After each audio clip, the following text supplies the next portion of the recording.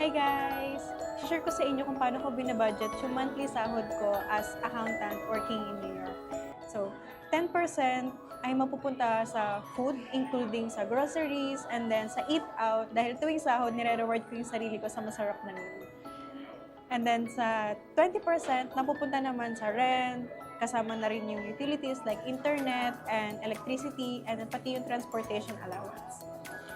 After noon, 20% naman ay padala ko sa family ko sa Pinas para especially kay mama at papa and sa bahay namin para meron silang budget na.